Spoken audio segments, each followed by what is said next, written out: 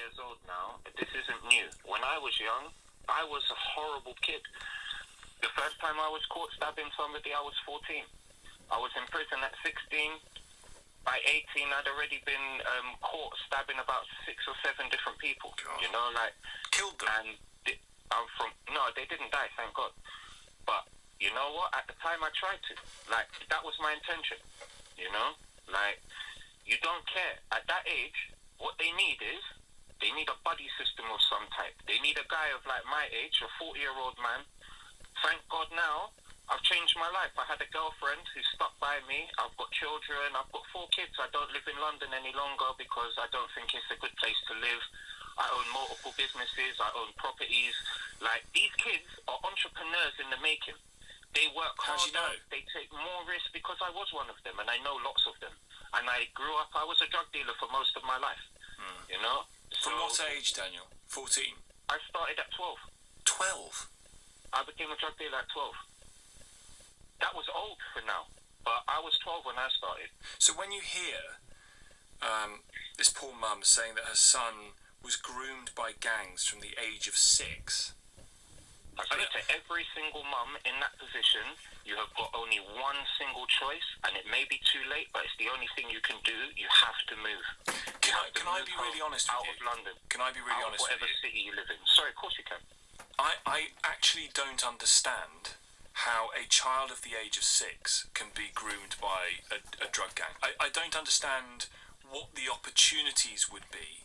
Because they're coming into the mother's home. Well, we don't know that in this case, but you think that would be a... I'm saying generalisation. I don't want to insult anybody who's been through what they've been through, and I do not in any way mean to insult the mum, but all I'm saying is, how else do you have access to a 6-year-old child? But you think because, again, try and put yourself into this mum's shoes, and it's very easy for me to say this, because, I've got a degree of financial security, I've got, options available, blah, blah, blah.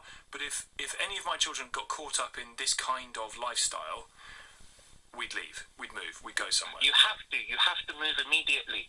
If you're a parent, I'll give you a bit of advice right now. If your children are in danger, go get yourself a gun, shoot your own front door, and tell them you need to move, because that is the only way they'll move you. The council, the police, they do not care. They will not help you. The only way they'll help you is if your house has been shot at. That's the only way you'll get a move, an immediate emergency move, and that is the only way. Even if you've got 20 guys hanging outside your house threatening you, is not enough. You have to shoot your own door, or have somebody has to have shot your house in order for you to be able to move. They do not care. To them, we are just the cattle. We are nobody. Yeah, and I'm not talking. This isn't a color thing. Yeah, I'm white. Yeah.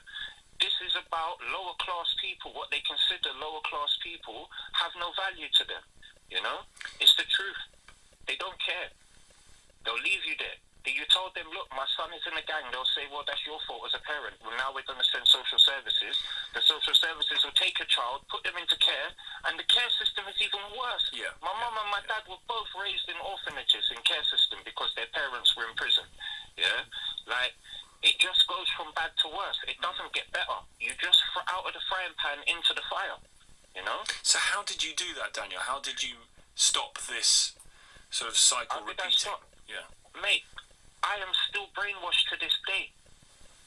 The only difference is that I have something that is bigger than myself, my children and my missus, My missus stuck by me from the age of 16 until 40. Yeah, I'm 40 now. And she's been with me the whole time. And if it isn't for her, my first inclination is always to violence. Because that is the nature of what I was brought up to do. I was told from a young age, if somebody gets in your way, hurt them. Yeah, like, don't wait for them to hurt you, hit them first. Don't, all of this, if somebody hits you, hit them back. No. If somebody looks like they're going to hit you, pick up a brick and smash it in their face. And I'm talking from the age of 5 and 6. That is what I was taught.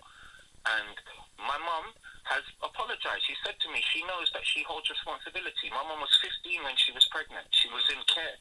She had no ability to pass on good knowledge to me. We learned this together as we grew up. My children do not live in London. My children lived in Church Road in Harlesden. If you know anything about gang life, you know that is a bad, bad place, yeah? Somebody was shot dead outside my daughter's window. I said, sod this. I'm sorry for my language. I got in my car. I went and found a place to rent, and then I rented out. I said, forget the council. I don't need the council. I don't need anyone. I am getting out of here. Yeah. You know, my children are not being raised in this environment. There's no way. My daughter's 21 years old. She's finishing university. She's doing politics and media. She wants to do what you do, you know, holding power to account, you know. But the only way that you can change this right now is you have to get someone like me, yeah, who's been through it, who can say to these kids, shut up, man, I was a better man than you was, yeah. But it didn't get me anywhere. Look at where I am now. Look at everything I've achieved, and it's only because of X, Y, and Z. You know. But isn't that? You know, people talk about poverty's role in all of this, and therefore about the opportunity role in all of this. Isn't that part of the point, though, Daniel? Is that people don't see a way out. They don't see any opportunity for them. They don't see how they can make it. They don't see that there's going to be money at the end of the month because they go and work a job which is really, really hard and requires them to, you know, get up early and get home late. Most of them have never seen anybody with a job. We need all paws on deck. No matter the danger. Ready for rescue. Paw Patrol are always ready for action on Nick Jr. The people who have jobs get laughed at by certain sections of society because certain sections of society believe that they can take and give nothing back. And I grew up as one of those people. And when you go and you see this, they laugh at the hard-working people. They think that we are idiots. You know, they really do. And they just want to take. This gangster mentality that's been imported through rap music. I love rap music. I can't blame the music, but it's been imported to us from America, this gangster lifestyle, yeah? And the kids here just lap it up. I'm talking middle-class white kids going to private schools, stabbing each other to death because they want to look like their local gangster rapper. You know, like, it's spread beyond. It's like what happened in America with cocaine. Yeah, you know, they thought they could keep it within the black community and it spread. Yeah, but look what happened in England. They thought they could keep this sort of gangsters like rap music and all of that, yeah, to the ghettos, but it doesn't. It spreads, and now even white middle class England are suffering from this. You know, it's happening everywhere. You can't blame the parents entirely, yeah, but it all stems from the kids that were like me, that grew up on these inner city estates, and then they look cool. They're on Instagram with all the money, all the girls looking like the big guy, and then all the other kids want to imitate that, you know. And then they end up carrying knives and stuff because they think it's cool. And then the guy who you've had an argument with, you heard that he's got a knife. What option do you have left? You don't have a choice. You have to carry a knife now because he might stab you. And they say it's better to be judged by 12 than carried by 6. And that's 100% truth. I'd prefer to explain my actions to a jury than to have my family walk me into the cemetery, you know?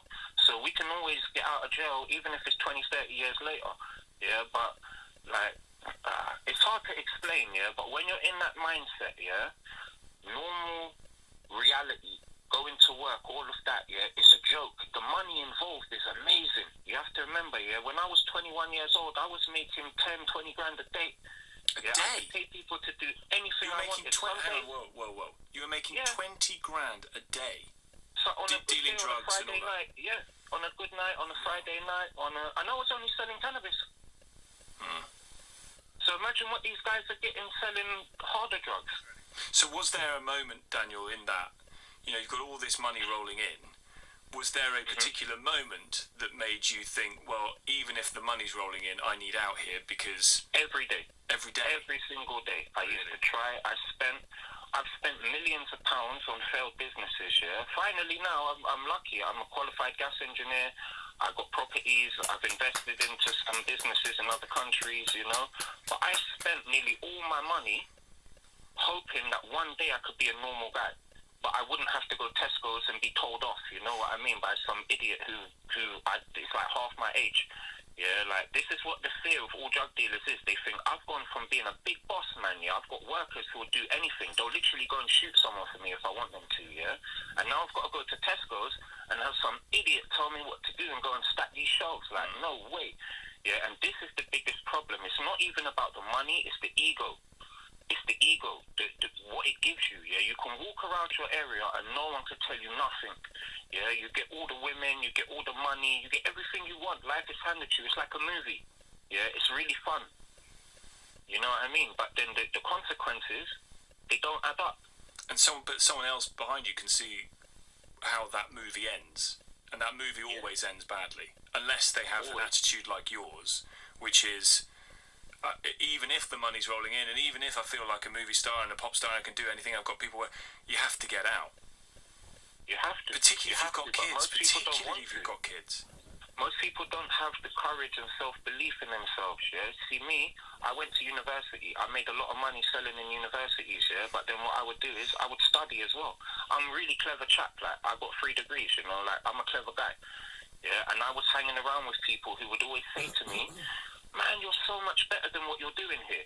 Like, you could be a barrister. You know, the amount of cases I've won myself, representing myself, massive cases, yeah? Like, firearms, everything, yeah? And I should have been a barrister. Like, I would have been an amazing barrister. Well, there's still Most time, of my these friend. kids- And you know what? The most people of queuing these up, listening to your call now on the text and the WhatsApp, are in awe of you. The fact that you were able to turn it around, and the fact, Daniel, that you're able to. And I asked for people to sort of puncture my middle class bubble. You have, and then some. Extraordinary. Well, I hope I haven't, like, sort of over-egged it in any way. No, I don't think you have. I I think you've been unbelievably honest, and I think that's what's needed here, because you're dealing with some very fragile lives, some very young lives, and honesty is needed about where it ends up for people. And again, we've seen it end up in another child having their life cut short by all of this. To avoid digital threats, just turn on NordVPN. Improve your protection.